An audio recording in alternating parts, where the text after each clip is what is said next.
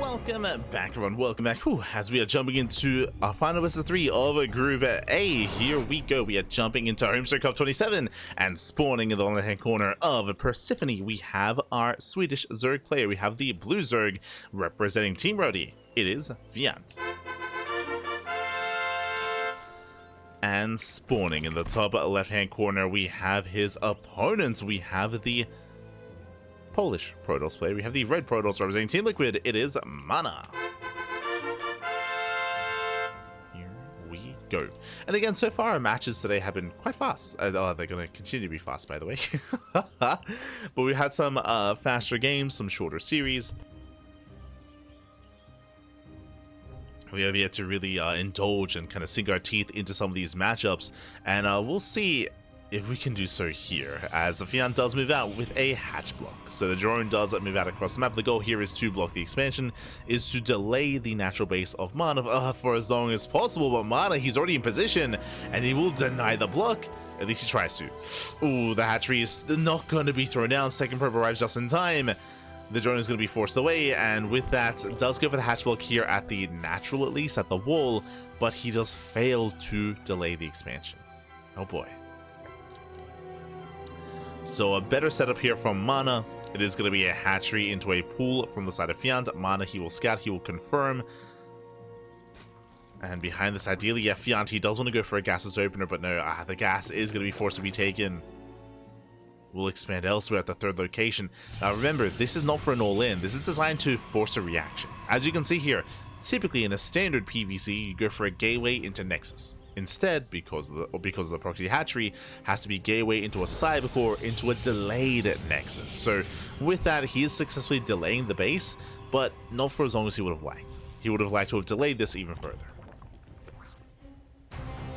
Also, because of MaNa's scout, he sees the base, he knows that he doesn't have to make a zealot. Otherwise, you're forcing out like an early zealot, you're forcing some inefficiencies out of MaNa. MaNa does call Fjant's bluff, does call it. And now opening up Stalker first. Sorry, Dev first even. Ooh, the hatchery does complete. It's a bold move. This is a big investment here from Fjant. This is designed to buy time. This is designed to buy time and allow himself to get his own base up and running and allow himself to drone. Queen is on the way. Ideally, you want to spread creep. You want to spread creep backwards across the map. Oh, drone is on the way. Okay.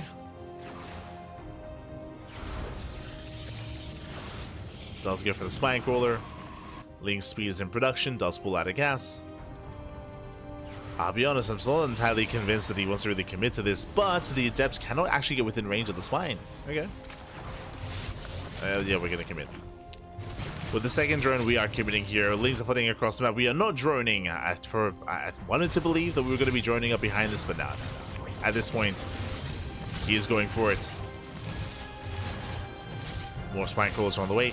Now, the problem with what's happening here is that this is quite late. It's quite a delayed spine rush here from Fjant. Links are moving forward. Stargate is finishing, and all we need is a couple of Void Rays. Void Rays will be ideal here for MaNa. Actually, opening a bold move. Does go for the Oracle. The Oracle does finish faster. True. And the Oracle can have its way with these Zerglings. As Fjant is completely all in. Spreading out more creep.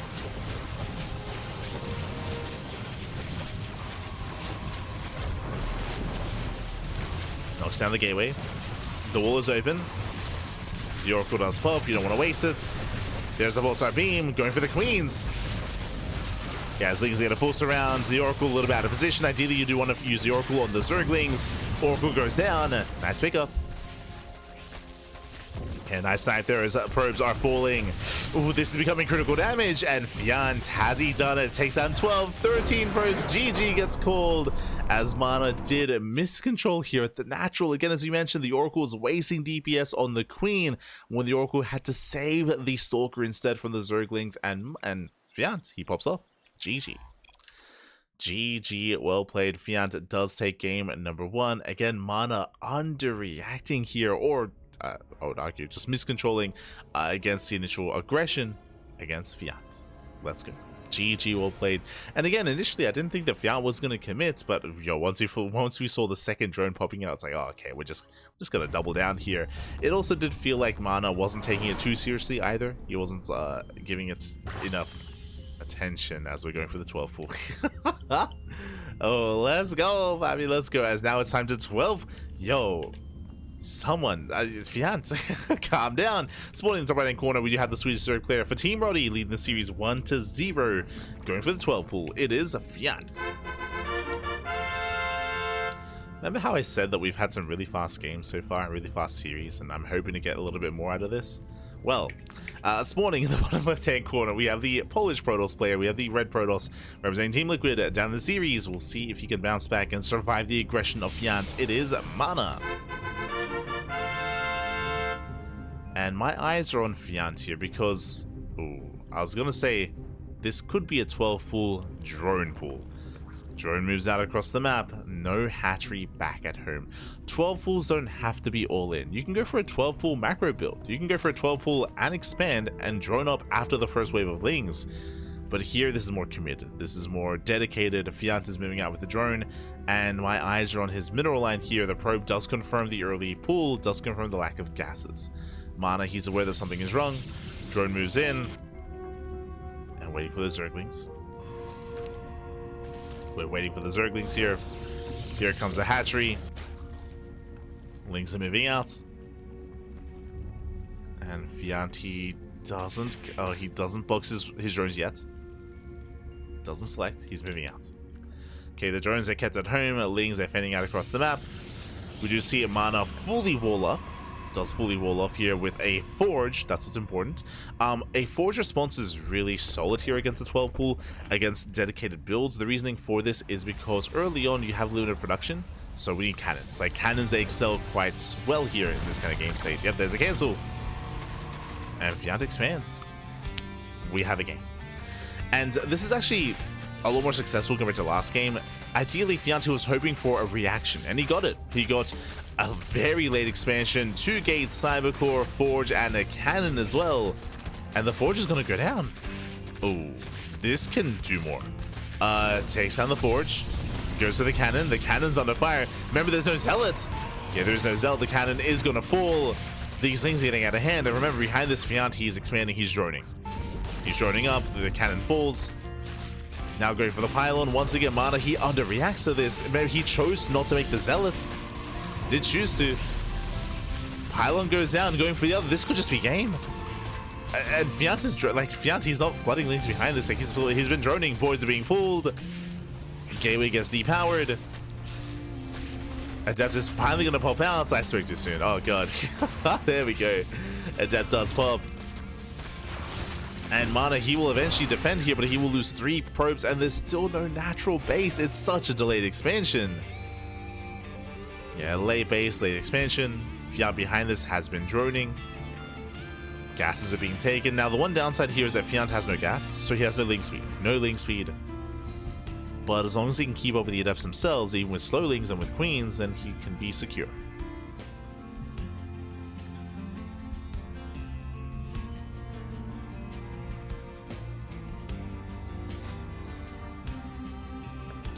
So again, MaNa, he was unable, I mean, he chose not to make a zealot, if you recall. He was overconfident in his cannon. Again, MaNa, he did once again underreact. I mean, it was the worst of both worlds, where he invested into the forge, into the cannon, into the gateway, into the delayed base, but he didn't actually get the benefits of that. He was unable to minimize damage. So a really rough start here for MaNa. A very delayed tech, a very delayed expansion. MaNa, he needs to get damage done with these adepts. If he fails to, he's gonna fall behind and stay behind.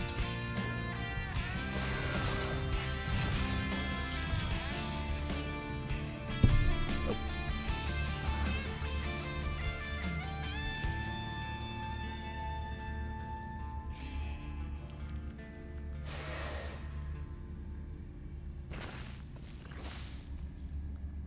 As the adepts do threaten to dive.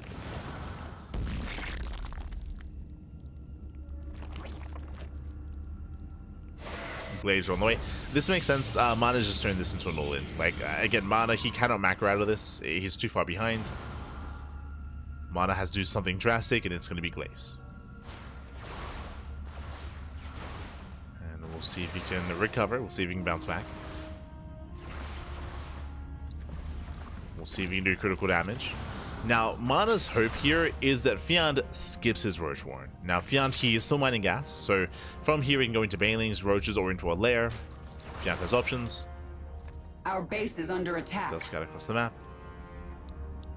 Ooh, Fjant, heavily supplied. Look, 5 Overlords on the way. Jesus. 5 Overlords. Lings, they poke in. They don't really get to see much. They get a pylon.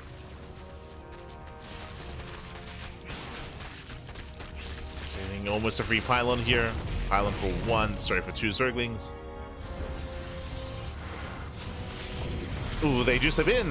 That should not have happened. They go in for a free scouts. And it does cost him the Zerglings, but there we go. He confirms the Twilight count. So he sees Roach Warren is on the way. Gases are being taken, getting up to a 3-gas setup. Ooh, and it's going to be Glaive Adepts with a Dark Shrine as well. Oh, he sees everything. He sees everything. He rescouts a natural. Once again, that should not have happened. The lair is on the way. That'll be for the Overseer for detection. Lings, they try to collapse in. That's still a lot of Adepts though. With Glaives, Lings, they're getting just shut down completely. Yeah, Lings are melting. 16 more Lings on the way. Adepts, they bust into the main. Damage is being done. The boys are forced to be pulled. 4 drones going down. Good start for MaNa, but he needs more. He needs more than this. Shades into the natural, doesn't commit.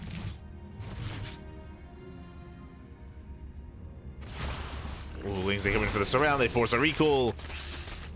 And they will not get an Adept. Don't get a kill.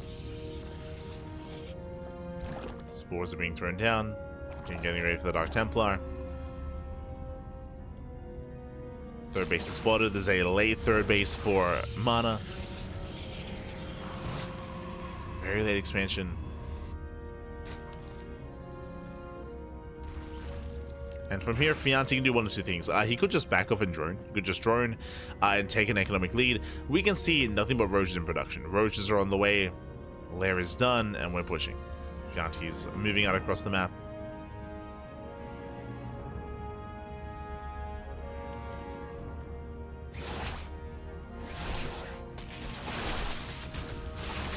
Catching up both Dark Templar. He commits.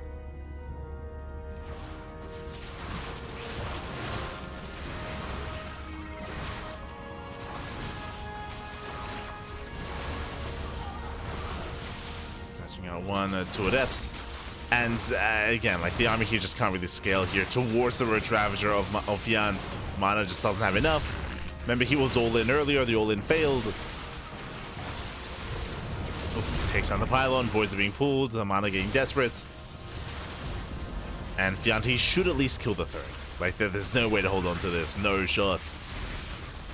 3rd base should go down. And MaNa cannot engage.